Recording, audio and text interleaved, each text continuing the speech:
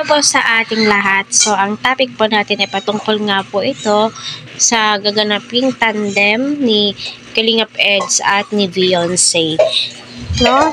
Alam naman po natin si Beyonce ay maganda din po. At saka bata pa din, ano? So, sa live nga po ni Kalingap Rab ay sinasabi niya doon na press 1 kung gusto nila ang tandem na Beyonce. At 2, kung magpapahinga muna si Kalingap Eds at mag-scout. Isa pa, yung viewers pa rin po kasi yung masusunod dito. At saka, opinion ni Kalingap Eds. Kasi hindi naman po basta-basta magdidesisyon si Kalingap Rab kung ayaw mismo ni Kalingap Edu.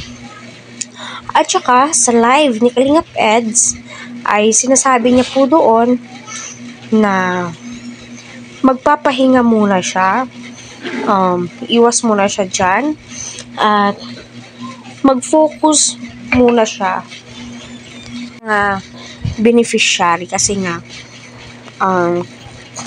saka sinabi niya sa kanyang live, medyo nadedihado or delikado nga po ang kanyang beneficiary kapag siya ay hihinto, which is may punto naman po. Number 1 nakakaawa is yung mga beneficiary po niya. At marami din ang nagsasabi na huwag na muna, pahinga, focus sa pag-vlog, sa pag-scout. Saka na muna yung pagtatandem kasi nga po, sabi ng mga viewers, supporters ng Edrica, masakit pa po. Andun pa yung sugat.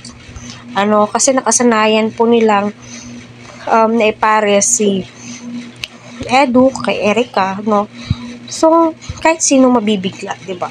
Kaya po, sinabi ni Eds na magfo-focus muna siya sa kanyang mga tinutulungan, no? So, abangan na lang po natin next week kung mayroon na ba, no? Kung papayag na ba si Eds at saka si Beyonce, kasi scripted na lang daw po lahat, no?